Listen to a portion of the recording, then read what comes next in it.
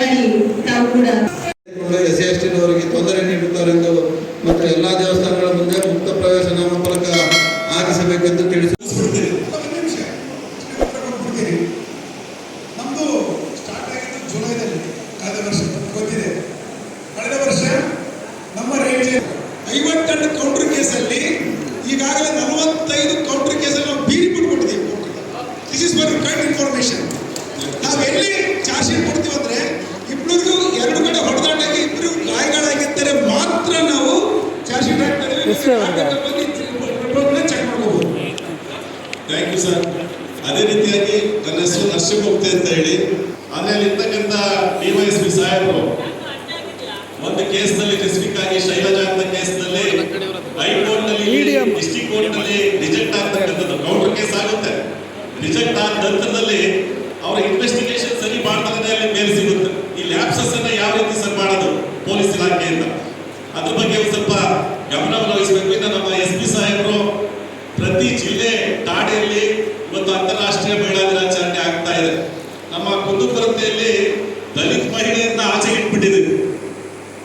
ದಲಿತ ಮಹಿಳೆಯರು ಇವತ್ತು ನೋಡಿದ್ರೆ 50% ಇಲ್ಲಿ ಇರಬೇಕು.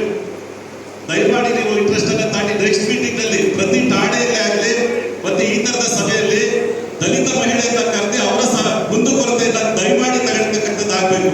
ಇಲ್ಲಿರ್ತಕ್ಕಂಥ ಲೀಡರ್ ಸಮಸ್ಯೆಗಳನ್ನ ತಾಳ್ತಕ್ಕಂಥದ್ದಲ್ಲ, ಸಾಮಾನ್ಯ ದಲಿತರು ಮತ್ತೆ ಅಲ್ಲಿರ್ತಕ್ಕಂಥ ಮಹಿಳೆಯರ ಸಮಸ್ಯೆನ ದಯಮಾಡಿ ತಾವು ರಿಸೀವ್ ಮಾಡ್ತಕ್ಕಂಥ ಒಂದು ವ್ಯವಸ್ಥೆಯನ್ನ ಪೊಲೀಸ್ ಸಿಸ್ಟಮ್ ನಲ್ಲಿ ಇರಬೇಕು ಅಂತ ನನ್ನ ಮನವಿ. ಒಂದು ಮಾತನ್ನು ಹೇಳಲಿಕ್ಕೆ ಇಷ್ಟಪಡ್ತೀನಿ. ಕರ್ನಾಟಕ ಲೋಕಾಯುಕ್ತ ಪ್ರಾರಂಭವಾಗಿದ್ದು 1986ರಲ್ಲಿ. ಬಟ್ ಕರ್ನಾಟಕ ಲೋಕಾಯುಕ್ತ ಇದೆ, ಅದು ಚೆನ್ನಾಗಿ ಕೆಲಸ ಮಾಡ್ತಿದೆ ಅಂತ ಗೊತ್ತಾಗಿದ್ದು ಜನರಲ್ ಲೋಕಾಯುಕ್ತ ವೆಂಕಟಾಚಲ ಸಾಹೇಬರು ಬಂದ್ಮೇಲೆ. ಸೊ ನಮ್ದೇನು 5 ತಿಂಗಳು ಮಗು ಈಗ ತಾನೇ ಅಂಬಾಗ ನಡೀತಾ ಇದೆ. ಎಲ್ಲಿ ಲ್ಯಾಕೂನ್ ಆಗ್ತಿದೆ, ಎಲ್ಲಿ ಸರಿಪಡಿಸ್ಕೊಳ್ಬೇಕು, ನಾವು ಯಾವ ರೀತಿ ಮುಂದುವರಿಬೇಕು ಅಂತಕ್ಕಂಥದ್ದನ್ನು ಪ್ರತಿಯೊಂದು ಮೀಟಿಂಗ್ ಅಲ್ಲಿ ನಾವು ಅಬ್ಸರ್ವ್ ಮಾಡ್ತಾ ಇದ್ದೀವಿ. ನಿಮಗೆ ಗೊತ್ತಿರಲಿ, 100% ದಲಿತರ ಪರವಾಗಿನೇ ಮತ್ತೆ ದಲಿತರಿಗೆ ಒಳ್ಳೆಯದಕ್ಕೋಸ್ಕರನೇ ಏನು ಎಸ್ಟಾಬ್ಲಿಷ್ ಆಗಿದೆ 33 ಫೌಂಡೇಶನ್ ಉತ್ತಮ ರೀತಿಯಲ್ಲಿ ಕೆಲಸ ಮಾಡ್ತಕ್ಕಂಥ ರೀತಿಯಲ್ಲಿ ನಮ್ಮ ಪ್ರಿನ್ಸಿಪಲ್ ಸೆಕ್ರೆಟರಿ ಸಾಹೇಬರು, ನಮ್ಮ ಕಮಿಷನರ್ ಸಾಹೇಬರು ಪ್ರತಿ ಸಲ ಮೀಟಿಂಗ್ ಕರೀತಾ ಇದ್ದಾರೆ. ಇದು ಪ್ರೋಗ್ರೆಸ್ ಆಗ್ತಾ ಇದೆ. ಆದಷ್ಟು ಬೇಗ ಇನ್ನೂ 21 ಫೌಂಡೇಶನ್ಗೆ DSPಗಳು ಬೇಕು ಅಂತ ಹೇಳಿ ಗೌರ್ಮೆಂಟ್ ಪ್ರಪೋಸಲ್ ಹೋಗಿದೆ. ಅದು ಕೂಡ ರೀಸೆಂಟ್ಲಿ ಶಾಂಕ್ಷನ್ ಕೂಡ ಆಗುತ್ತೆ ಇನ್ನೊಂದು ವಾರದಲ್ಲಿ. ನೀವೇನು ಅನ್ಕೊಂಡಿದ್ದೀರಿ ಅದೆಲ್ಲ ಈಡೇರುತ್ತೆ. ನಾವು ಸಂತೋಷವಾಗಿ ನಮಗೆ ಕೋಆಪರೇಷನ್ ಮಾಡಬೇಕು.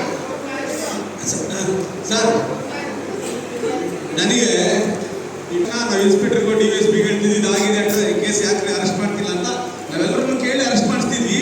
DCR ಬಂದಾಗ ಅರೆಸ್ಟ್ ಪ್ರಮಾಣ ಇದೆಯಲ್ಲ ಅದು ನನಗೆ ಕಡಿಮೆ, ಎಲ್ಲೋ 1-2 ಕೇಸಲ್ಲಿ ಆಗ್ತಾ ಇದೆ. ನಾವು ಭಯನೇ ಇಲ್ಲ. DCR ಸ್ಟೇಷನ್ ಬಂದ್ಮೇಲೆ ದಲಿತ ಅಟ್ರಾಸಿಟಿ ಆದಾಗ ಇವ್ರು ಅರೆಸ್ಟ್ ಮಾಡ್ತಾರೆ ಅಂತ ಅವ್ರಿಗೆ ಫೀಲ್ ಆಗ್ತಿಲ್ಲ ಆರೋಪಿಗಳಿಗೆ ಅಂತ ವಾತಾವರಣ ನಿರ್ಮಾಣ ಆಗಿದೆ. ನಂಬರ್ 2,